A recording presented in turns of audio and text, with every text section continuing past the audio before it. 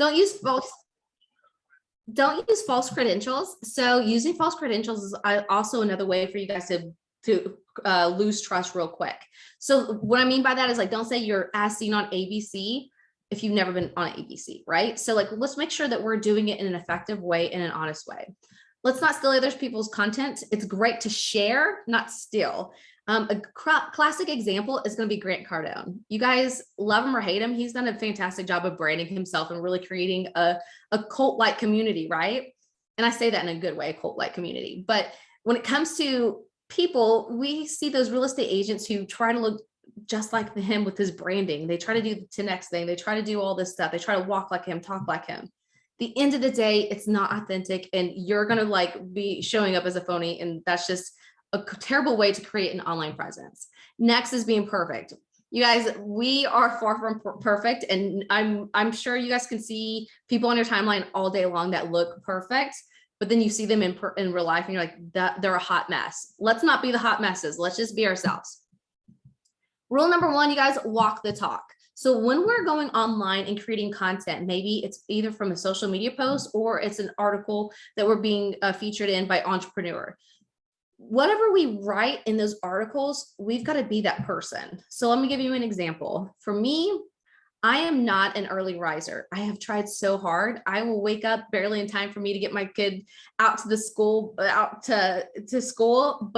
I'm not going to wake up at 5 a.m. and work out. So what am I going to do? I'm not going to be talking to my audience about 5 a.m. club. Let's get it. That's not correct, because it's just not how I am. So we've got to walk the talk. Whatever we do, we got to make sure that we're actually doing it. So let's talk about the 11 ways to create effective online presence, therefore creating an online brand identity for yourselves and making sure that you guys are showing up as the way you guys want to and as the way you guys need to. So again, going back to filling in the holes where you guys aren't showing up, maybe it's video, audio, media, these are going to be the touch points. And again, this is all stuff I have done by myself, and everything I'm showing you today has cost me $0. So podcasting, I want to touch on this one first, just because it's my absolute favorite method of branding yourself in an effective way.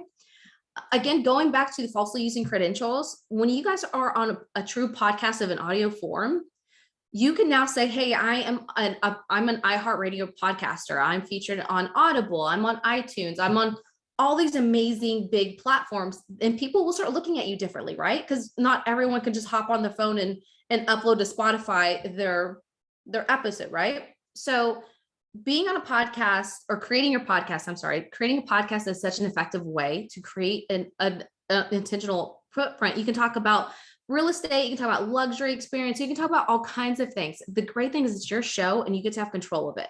I will say this, there's two ways that you guys can hop on and start your podcasting journey if that's something you guys want to be looking at. The first one, I always encourage people who are kind of wanting to dabble into it. They're not exactly sure if they're willing to invest the time, energy, and effort in podcast. And that's called anchor.fm. So it's anchor.fm. It is a completely free platform where you guys can go in and create your podcast and be featured on Spotify, be on iTunes.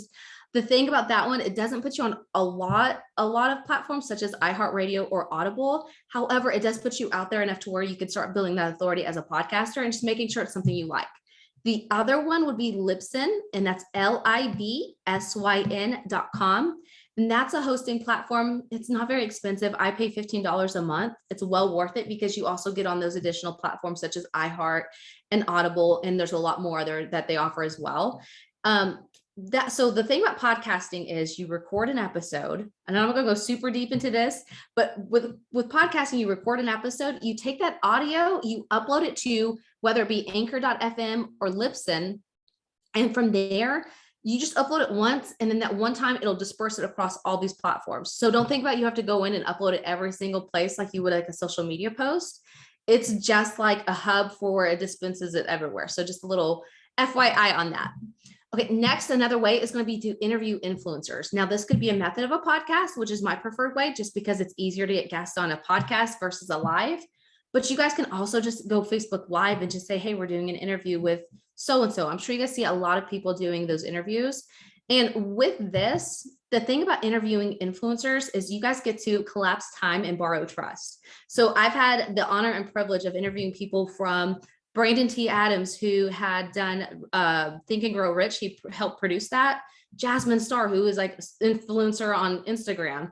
The drummer from Sum 41, Frank Zumo, Mike McCallowicz, who's Profit First, Sharon Letcher, who was co-author of Rich Dad Poor Dad and Outwitting the Devil. Like, there's a lot of these people, right? And these are amazing people that now that I say I've had them on my show, people get to say, wait a minute, who are you and why does Sharon Letcher want to be on your show, right? Continuing on, Ryan Stewman, John Lee Dumas, Rachel Miller, Roland Frazier, Brandon Andrews. There's so many people that I've had the privilege of connecting with. And I will say this, if I did not have a podcasting platform, I probably would have never connected with them because there would be no reason for them to talk to me. My podcast gives them a platform to share their message, and there's always something in it for them. So you guys don't have to interview, international bestsellers or international rock stars. You guys should interview maybe the mayor. Maybe there's a builder in town that you want to start working business. Maybe there's a real estate agent that you want to recruit. Create that platform for them. And the thing about podcasting, you actually need to position it to where what's in it for them, not necessarily how cool and awesome you are. Because of course you guys are cool and awesome, but the wrong way to approach somebody for being on a podcast would be like, hey, I am on this podcast. I have this awesome show, me. No, instead you say, hey, Sharon Letcher, I know you have a new book coming out next month. I would love the opportunity for you to come on the podcast and share with my listeners about your book and give some promotion behind it. Would you be able to have 20 minutes of your time to hop on a podcast? She's going to take that one versus me just DMing her and say, oh my gosh, I like your book. Yeah, you and everybody else, right? So it's a unique way to position yourself and attract your dream clients. And a lot of questions I get when it comes to podcasting is, how do you monetize, or how do I make money off of a podcast? And yes, you can get sponsorships. You guys could probably hit up maybe a local title rep or mortgage, something like that. However, the monetization is all about the relationships. You want to invite people on your show with intention, and you want to have that that's your starting of your relationship. Once the record button is off, that should not be the last time you talk to that person. That should just be the beginning of it. And then you just continually make deposits into it. So hopefully you guys are kind of seeing the opportunity podcasting has. And also the great thing is it's another way for you guys to show up online with intention. Next is kind of the flip side. So talking about getting interviewed. And, there's so many people out there who have shows. A couple of places that I know to look is like podcastingguest.com, I believe is the URL. If you just type in Google podcast guest, you can create a profile. People are looking for other people to have on their show. There's also a Facebook group called I'll Be a Guest for that. I've gotten on a couple of shows from that way. All these people that have been fortunate to I just know my circle. So like Deanne Dillard, Trisha Turner, Connie White, Nicole Espinoza, Nate Bailey, Jason and Jen, all of them I've had the opportunity to just have a relationship with. Now, the thing is, once you start putting out your content intentionally and becoming the authority figure, you'll start getting people asking you to be on your show, because all these people have been grateful that they came to me and asked hey, can I have you on my show? Can I have you on a podcast? Versus, me reaching out to them and asking them. Yes, you could ask them, but I will say this, you probably need to have a really good relationship with someone before you just ask to be on their show. Because I get DMs all the time from people asking to be on my podcast, and I'm just like, I don't think so. So just kind of think about that deposit. Think about how you can approach somebody or, be presented by. Another thing too is, in your bio, I know a guy that's in a mastermind that I'm with, he has it in his bio specifically that says, fantastic podcast guest. He does that because he wants people to know that he's looking to always be on podcasts. So think about another way too. And again, when people interview you, you are seen as the authority because they say you have some information that they need to share with their audience, right? So it just has people look at you differently. Next is going to be talking about getting featured in media. So getting featured in media is probably my second or third favorite way, because you get to control how and what topics you want to speak on. So again, super intentional, you guys see the word podcast, you guys see the word media. There's EXP, because a lot of my clients are real estate agents, right? There's female executives. I have a women's group that I help run. So this is always going back to those core categories. Think about, what do you want to be known as? Do you want to be known as a female business owner, a luxury real estate agent, second home specialist? Whatever the case may be, then you need to start going out there and getting featured in it. And I'll tell you guys a secret that a lot of PR people don't want me to tell you. It's called HARO. So it's HARO, and it stands for Help a Reporter Out. So you can just type in a Google search, Help a Reporter Out. And I think it's helpareporter.com, I believe is the URL. And with that, you guys can sign up and have people who are journalists looking for quotes just from you guys. Like, this is from Haro. These features are from me pitching myself to them and them saying, yes, you're an expert. We want to feature you in this feature. So from there, you'll get an email. When you subscribe, you get an email like twice a day. And then it's just literally a long text list of different topic lines. What I do is I'll just sit there and I'll look for keywords for either myself or my clients and say, oh, okay, that one says sales. I have a client that's, sales conversion. So I connected them and I actually got him featured today. We actually got the confirmation that he's going to be featured online. So it's going to there. You do have to put a little bit of work in, but again, you guys, if we don't put the work in, we're not going to show up. Next is going to be writing for media outlets. So it's kind of the flip side of getting featured. So I'm fortunate enough to be a writer for entrepreneur.com. I know Forbes.com also has writers and contributors as well. I did get in, I think last year, whenever they had the free option. I believe now they've done away with the free option. So this is probably the only option on here that is going to be an investment. It is $1,000 investment. However, it's an application process. And if they find like you're not, if they don't feel like you're ready to be a writer for them, they won't take your money. So it's just kind of like, they'll just take it if you qualify for it. But it's a fantastic way, again, to say that, hey, I'm an entrepreneur. I'm a writer for entrepreneur.com. But then again, too, you guys see a repeating pattern here. You guys see the word podcast, you see online presence, you see social media. There's a reason why everything is done with attention, the way that I've built my brand. And hopefully I'm helping you guys have your wheels turning of how you want to show up online and what brand you guys want to present yourself online. Next is co-host a show. Yes, this one's like probably the easiest and great way to start doing that, because when you co-host a show, not only are you, again, putting yourself out there hopefully in a video format, but you also get to cross-pollinate audiences with somebody else. So it doesn't have to be a podcast. This is a live show I did with Nick Krim, and literally we were talking about real estate, branding, and content. Again, keywords that I all want to be associated with. So what was great is I got connected with Nick's audience. Nick got connected with my audience. It was a win-win. And then we'd have real estate agents like you see here. Lindsay, she joined us for an episode, right? So it's all about having somebody there that's more complimentary. Obviously, we don't have our competitors as a co-host unless you have some friendly competition going on. But think about like somebody fun. I will say this, when it comes to a co-hosting show, you should have somebody with energy, because nobody wants to watch, boring monologue, right? So think about, who's your lender, who's your title rep. Maybe you have somebody that's in your downline or your upline that you want to do a show with. And then you just go live on Facebook maybe once a week. And I would say this, though, keep it consistent. The algorithm loves consistency. So if you guys keep showing up at a certain time, it'll pick up on that and share it out to your audience. Next one, this is kind of vague. Do cool stuff on social media. Always think ahead of the game. I will say this, I am not a trend setter. I am a trend follower. I just happen to hop on those trends before they actually get super trendy. So a classic example are like these story stickers. I will say this, I was not the first person to ever use these. These have been around for a long time. I caught myself using them all the time on my stories. And I remember I was like putting one of them on there. There's this girl on there and I'm like, why am I branding this person? Why am I not doing this myself? So there's a process that you have to actually get approved through to get on the channel in the medium, because you have to have a brand account with Jiffy. But I will say this, there's no application process. There's no fee or anything like that. There is an application process. There's just no fee. And the cool thing about this is, one, it creates curiosity, because first off, people are like, how did you get on there? Because again, not everybody can get on there. It is a process you have to follow and get approved. But then two, when people start seeing you on other people's story, like you can see my friend Janet here, she was like, dude, like you could see like there's a under contract sticker that one of her friends had used of mine. I don't know her friend and her friend does not know me. However, I tagged it. So whenever her friend was searching under contract, my little sticker would pop up. So she used me, right? Then you can see over here with Zach Wild. I don't know how many of you guys are music fans, but he is Ozzy Osbourne's guitarist, right?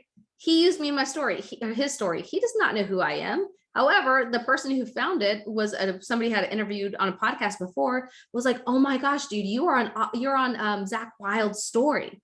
they looked at me different, right? So it's creating those curiosity pieces and making people interested in you and saying, what are you doing? What are you up to? So yeah, with Jiffy, it's actually changed it there. I've hit the 100 million mark. So whoop, whoop, but it's cool to say, like, yeah, I have 100 million views on Jiffy. People have viewed my stickers this many times, right? Next is going to be build an influencer site. So this is going to be super intentional. And when you guys were searching your names earlier, I hope you paid attention to what was the first website that popped up at the top. I will say this, the number one thing we don't want to be the first thing that shows up after you search your name. Google My Business will probably be up there anyway, so that doesn't count. But I'm talking about like as far as the links below that, you do not want social media to be the first one that pops up. And I know a lot of people are like, wait, what? Like, I have a good following, or I have a great online presence on social media. I'm sure you do, but what's going to happen is when someone clicks on your name, they're also going to get notifications from Facebook that, you know, their mom just liked their picture or somebody just commented on their post. So now they're scrolling to go off your page. The thing about social media is we get lost in the feed. You can have the best post, post it, and within 15 minutes, you're gone in the digital outer space, right? With an influencer website, and this is literally just a squeeze page with all of your information curated on it. With that, you get to control your feed. So I'll show you what I'm talking about on here. So like this is mine on here. I get to control my story. I get to show speaking. I get to show media. I get to put my resources. I get to put my podcast on there. I get to put my blog on there, right?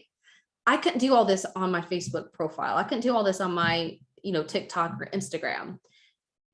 Having this will set you apart so many ways. I have people all the time ask me, who built your website? Which again, that's actually a service that we do. And I'm like, well, I did. But again, it creates that curiosity, right? So getting on there, and if you go to holliekitchens.com, you'll see my articles are like about podcasting. It's about social media. Again, it's super intentional. I hope you guys are seeing a recurring pattern here of how everything aligns with brand and how important it is to stay on brand so that you're known as that expert, not just as a real estate agent, but as the go-to agent for insert specialty here. Next is going to be publishing content around your expertise. So this is actually going to be a pretty easy one, at least it is in my opinion. We all do trainings, we all do lives, we all do some sort of something, right? And if you don't, just hop on Zoom, create a presentation and speak. What you can do from there, get it transcribed at a place like rev.com. And what they'll do is take your audio or your video and they'll just transcribe it into text. From there, have somebody, a designer or somebody go in and create PDF downloads that align to that specialty, right? So again, you guys are seeing social media audit, social media content ideas, right? 9 ways to establish authority, podcast launch checklist. There's a reason why I have all these pieces out there. It's because I want to be known as that person for all these things, right? Next is going to be create courses, and you can actually create your courses, get that transcribed, and then create that PDF from it. So you don't have to do double work. You just got to repurpose that content. I'm a huge fan of repurposing content. So creating courses, again, you guys, it's letting people know, not only do I know how to do it, but I actually teach people how to do it. So again, you guys, I have a podcast course. It's how to start your podcast, right? If I am going against a competitor for somebody else is looking to help with their podcasting services, and they Google both of our names, competition person here doesn't have anything online, but they Google my name and they see not only am I featured in media about podcasting, but I also create courses. I have my own podcast. I do all these things. I'm probably going to show up a lot more qualified than the competition guy that they were interviewing, right? Now, this last one is going to be one that probably leads up from accumulation of all the things that come up to this point. Of course, if you guys know somebody who has a stage, it's probably a little bit easier, but speaking on stages is an effective way because it is a way for people to see you as an authority figure, but also you get to speak on the topics again about what you guys are experiencing in. So when it comes to getting on stages, people are very protective of their stages, as they should be. But if you do it super intentionally, you build up that authority and you build up all these intentional pieces about, say, you're the luxury go-to agent, and they need somebody to speak to their audience about luxury real estate, don't you think you're gonna be the person that pops up on there, right? So I know this is like, usually these are gonna be in person. However, people create websites where people go register for that. Search your name, you're gonna be popping up as a speaker, right? So I did the do the most event in Dallas, Traffic and Conversion Summit, HSRA. So it was the Home Staging and Redesign Association. And, I was grateful enough to be speaking with people like Elena Cardone. Again, you're borrowing trust and you're collapsing time when it comes to building an effective brand and really generating that audience. So I'm gonna leave you guys with some tips from here. Make sure you guys, all your social media profiles are consistent. Social media is you guys have seen, I'm sure when you guys are Googling your name, that's one of the things that's gonna show up first page Google. Does your tagline on LinkedIn, is it up to date? Does it reflect the actual current brokerage that you're with, right?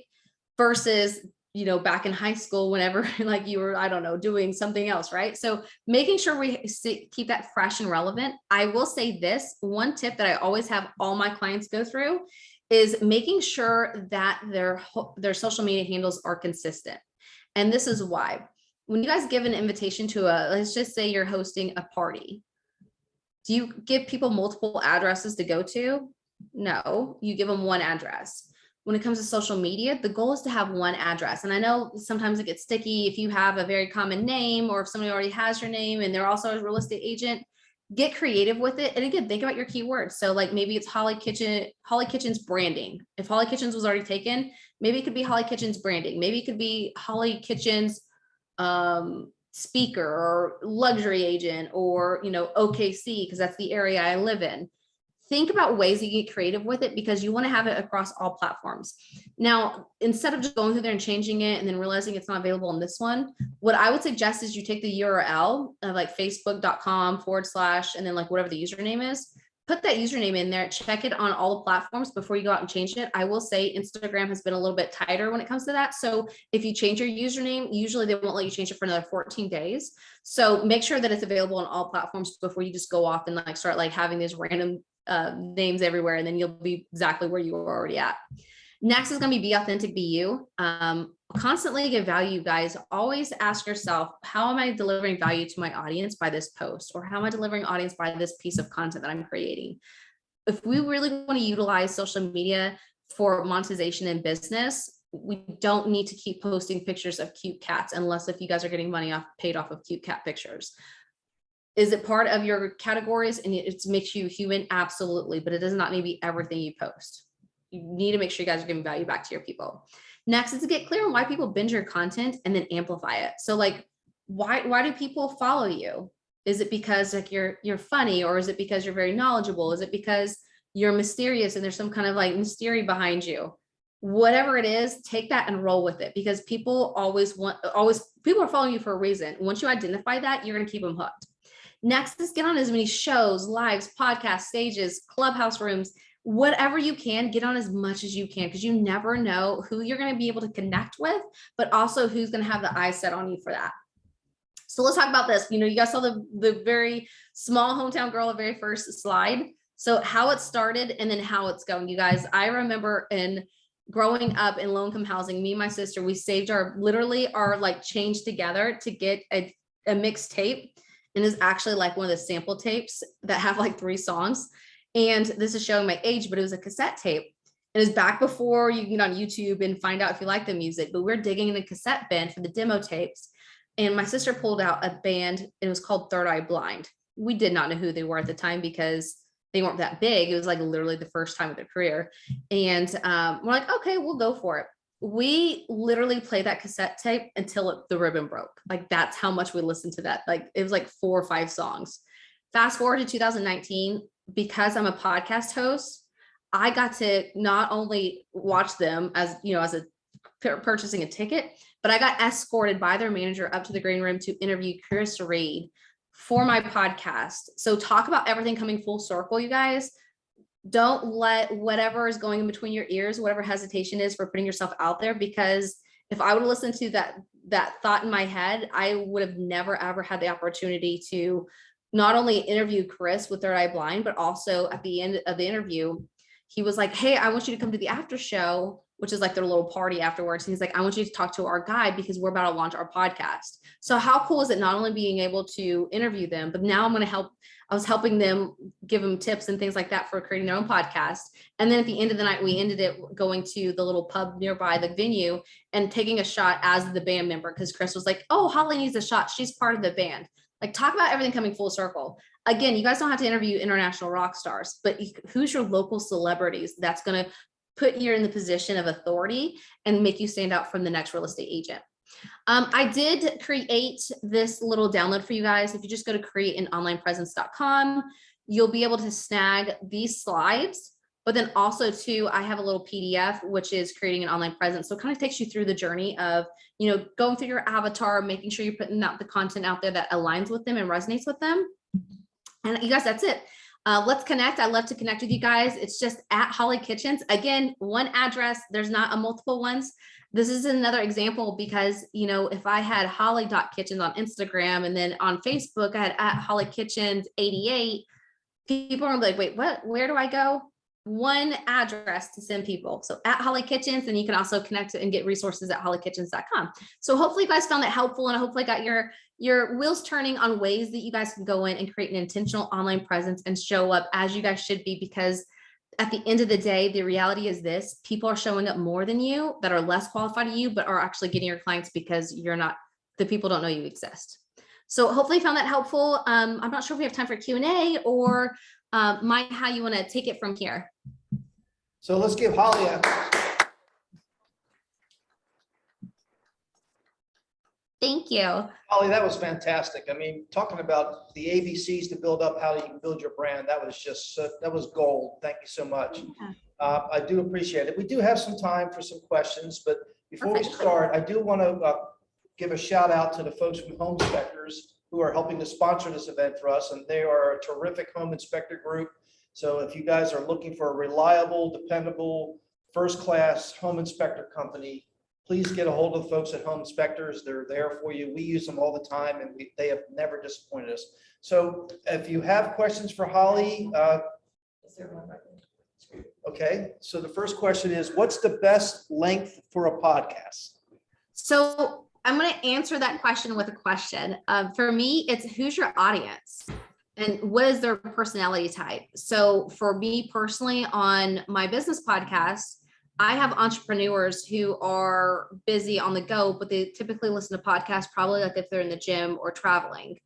So I like to keep it about 30 minutes. So I'm like, if you're somebody who's in a grocery store, 30 minutes. I know that there's studies out there that says you lose attention span after 20 minutes. So my sweet spot for me personally is 20 to 30 minutes. And it's not a lot of time for somebody to hop on and speak to. I mean, it might be kind of hard to get like a big influencer to say, hey, we come on a podcast and speak for 90 minutes. At that point, they're like, where's a contract and how am I getting paid? But if you make it short and sweet, I think it's a little bit more approachable. But I think it comes back to who's your avatar or who's your listener and cater to them. If they need it to be 5 minutes or less, make it 5 minutes or less. If they need it to be 45 minutes, make it that. But I think that's just a good question to answer is like, who's my listener and how are they going to be consuming it? And then kind of cater to them. Yeah. Hollie, are there limitations on time for how long a podcast or clip can run for certain different platforms, or? No, there is not. So like on anchor.fm, there's not, but like on Libsyn. So I said that I paid $15 a month for storage space. That works perfect for my 30-minute a week podcast episodes. However, I know like John, if you guys aren't subscribed to Coach Code, I'll do a little shameless plug for him there. So Coach Code podcast, he has so much content. Like he has hours like worth in just a week, right? So he'll dump like his presentations and things that he's doing. So he has to buy more storage. So I think he's at like $45 a month or something like that. So you do have to kind of tier it to where whatever the amount of storage space you need on Libsyn, but I do not believe that there's a limitation on Anchor. Yeah. Hollie, can you spend a minute to talk about how the benefit of chopping up content out of a podcast and spreading the wealth?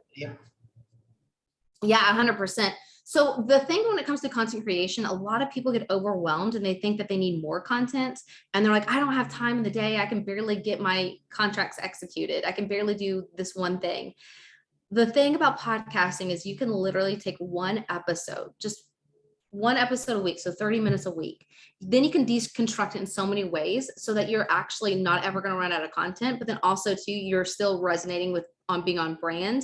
But you're also, when you chop it up and dispense it in different ways, you're going to hit people at different, they're going to consume it differently, right? So you can have the full audio experience on Spotify. That's one way that they can consume content. Let me back up real quick. Let's just say that in this situation, you do a video podcast. So you hop on Zoom with somebody or StreamYard with somebody, hit record.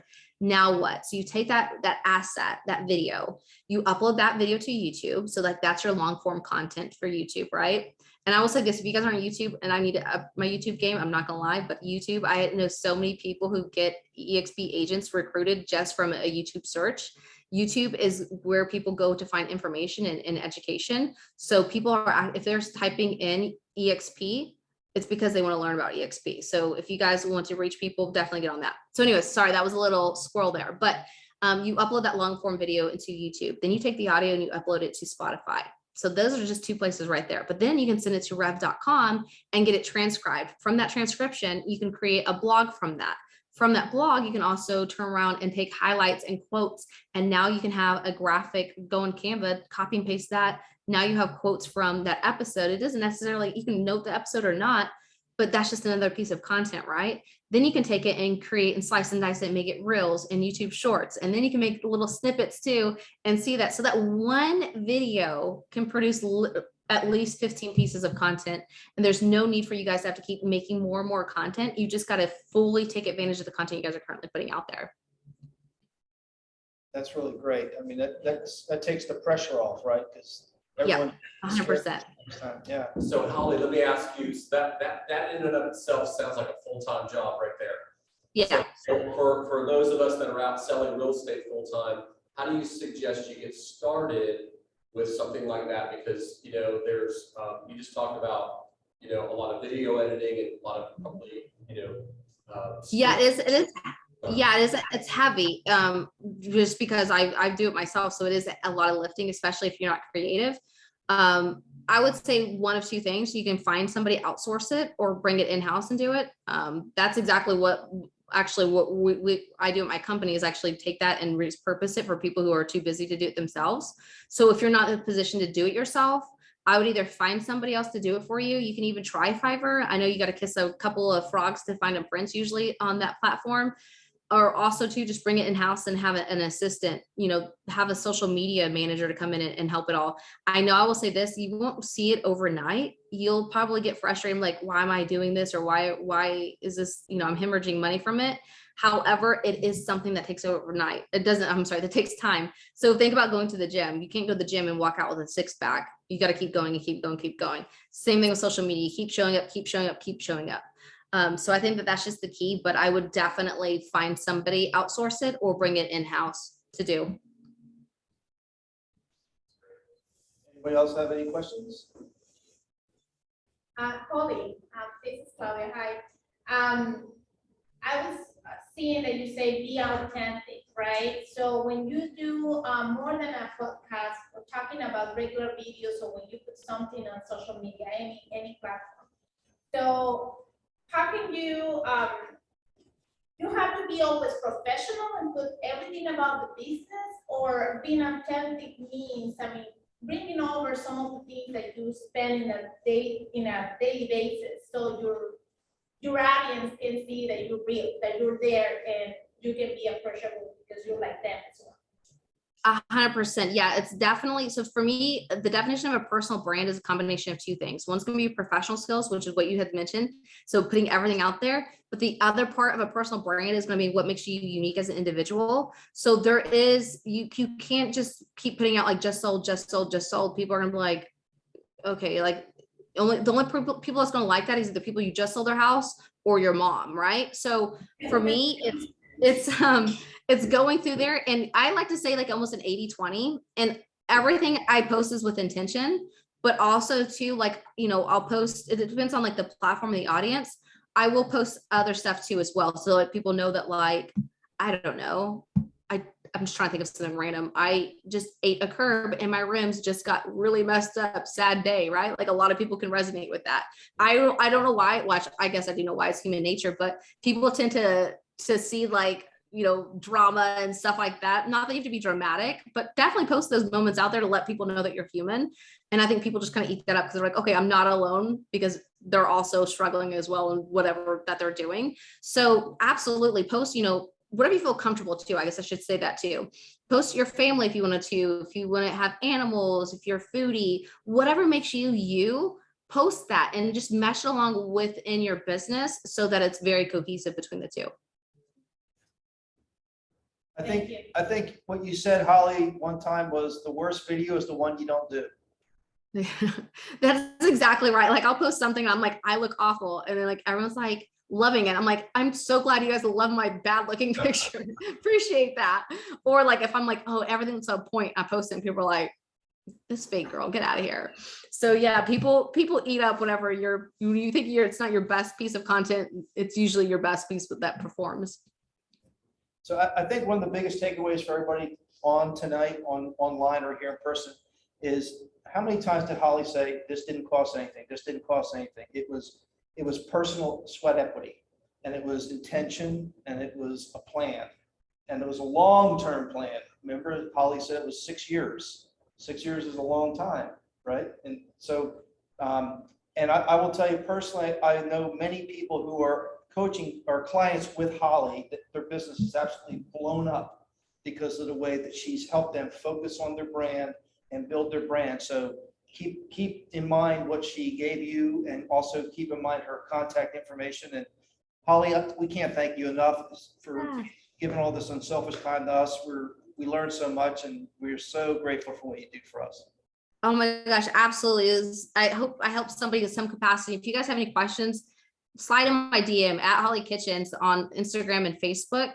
I'd be more than happy to ask any questions, but I will say this too, it's the importance of brand and always being on brand. So ask yourself, you know, am I showing up on brand? If I'm posting something that's completely off the wall, kind of put it through that filter, make sure that you guys keep it, because it takes so long to build up an effective brand, but it could take just a couple of things for it to destroy your brand. So just keep that in mind, especially in this crazy digital age of social media.